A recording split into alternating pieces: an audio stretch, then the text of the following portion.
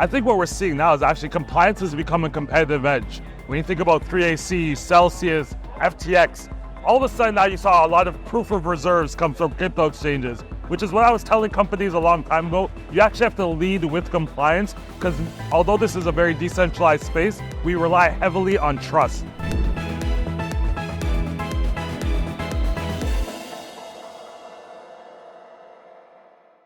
Hey folks, Flo here with Blockchain North. We're here at Futurist. I'm here with my good friend Stephen Sargeant. So happy to finally be interviewing you. and wouldn't be doing you justice by trying to introduce you. I mean, obviously, and that's how I know you the most, as a real influential LinkedIn. I was going to say you're an activist almost. I mean, you're really a supporter and a cheerleader for the community. How do you introduce yourself and what you do? I just say we create engaging content for companies on the side of crypto and compliance, security, risk, right? Where you're doing content for the industry, we really focus on a niche of compliance. Those are the companies that have a tough time telling their story. They're doing the analytics, they're doing the forensics, but they don't know how to speak to the outside world about why it's important. So we create content for companies like Chainalysis, ComplyAdvantage, and others. Chainalysis is a very nice name. So obviously your market is global, right? Right. Be enough players.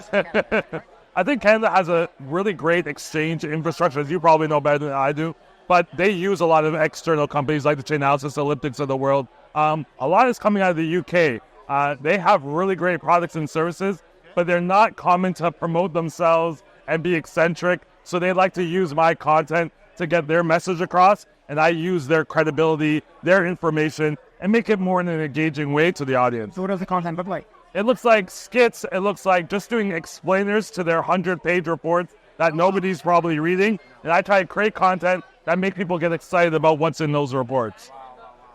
So let's talk a little bit about compliance then. I mean, what does this space look like? What are maybe some of the 2-3 mega trends within this niche, actually? I think right here, especially what we're seeing in Canada, is around stablecoin regulation. We're going to see a lot more regulation coming out in these niche areas, stablecoin, DeFi. We're seeing regulation come out of the EU, MiCA regulation. That's kind of being used as a framework for other countries using right now. And financial crime concerns, sanctions concerns with Russia and North Korea are always on top of the mind. If you want to know what the regulator is going to come knock at your door and shut you down for, it's going to be your exposure to sanctions or nation-state-sponsored actors.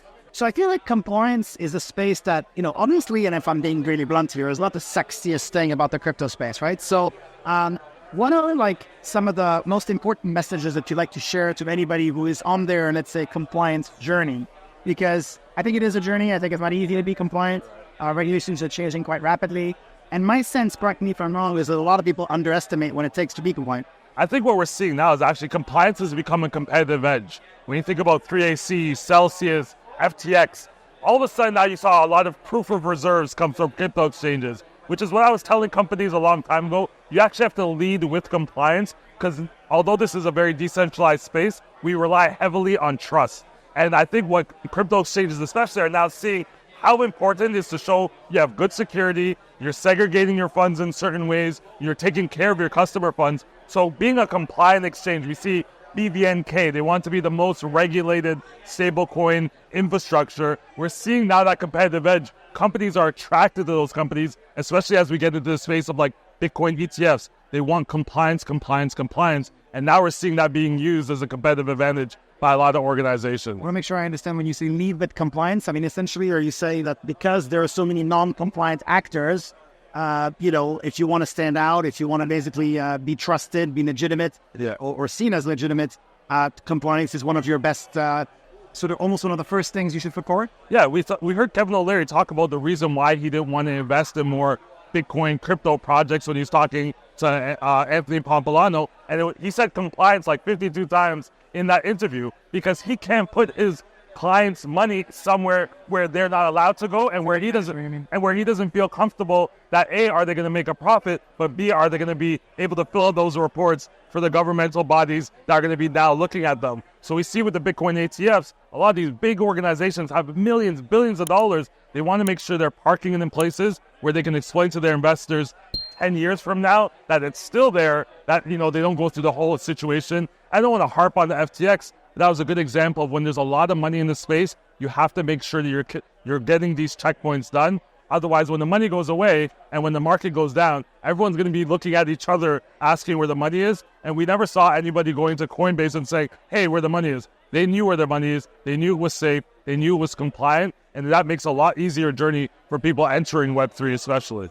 And a quick message. As you were talking, I was thinking about this metaphor with, when the tide comes down, you see who's got their pants on or not. One thing I find interesting is that when people are making money, they never ask questions. When people are losing money, they're always pointing fingers. They never point thumbs at themselves. They're not going to blame you that they invested in a camel with a top hat on. They're going to blame the NFT marketplace. They're going to blame regulators. Why wasn't this properly regulated? They never blame themselves when they're losing money. Yeah.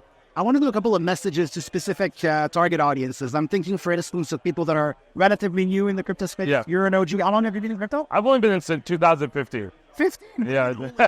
I think I've agreed with a lot of people here that 2017 makes you an OG. Yeah. The ICOs, etc. So you're definitely an OG. What do you tell people who are just new to the space in terms of what opportunities are there? How can they best educate themselves? And perhaps also network. I think the best thing to do is find out what your skill set is. My skill set was always legal research and writing. I didn't know that there was going to be a place in crypto in 2015. I listened to a podcast and they were talking about compliance. I'm like, legal research and writing is exactly like prepping an investigation and filing a report. So I leaned into that, and that's the way I was able to get into the industry. So if you're into sales, I'm not a technical person, but there's people that are very technical.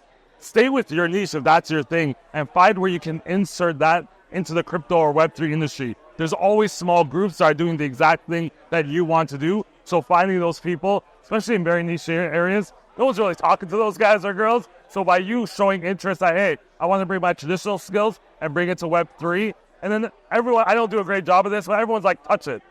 Go open up a MetaMask wallet, go send some funds, go buy a silly NFT, touch the technology, especially if you're coming from a legal angle, compliance angle. Because if you don't touch the technology, if you're not using it, you really are going to see the gaps that you need to see if you're going to insert yourself into this industry. Fantastic piece of advice right there. And you do a lot of, like I was saying earlier, I called it advocacy, I guess, because you're really focusing on championing the community. You tag a lot of people, you with infos, you touch on a lot of important issues and support a lot of people. I'm wondering, again, for people who are on their journey in crypto, where are the job opportunities and how can people connect? Because you're also one of those connected people I know. So I feel like the job opportunities are, what I found in crypto was really, really interesting. When you go to a bank website, they have a careers page, and it's only those careers you can apply for. If you start looking at a lot of these crypto companies, they have what are called generalist applications, where you can actually create a job that you think they can use and submit your application about why you would be the perfect person for that. Are there a lot of those? No, but I think if you're creating something and you're selling it to a company like, this is what I can do for you, a lot of people got into crypto that way, not for a specific job application, but they create their own jobs. But I think just networking with the connectors. So if I am just starting out and I go onto your newsletter, I'm seeing what jobs are there. I'm also seeing what events are happening and who are the industry players. So I can see this is a good snapshot of the ecosystem. Where do I want to fit in? And then I would reach out to you and say hey, what events are you going to be at? Maybe that's something I would volunteer and actually work and just get an understanding of the community. I think people want a job in the community. They want people to hand them things in the community.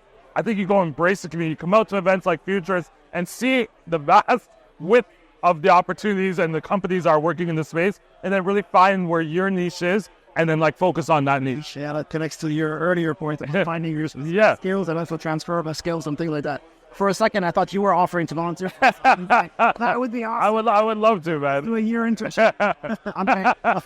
No, I'm just staying for it. Look, it's really a pleasure to speak with you. Where can people find you, or where do you want them to connect?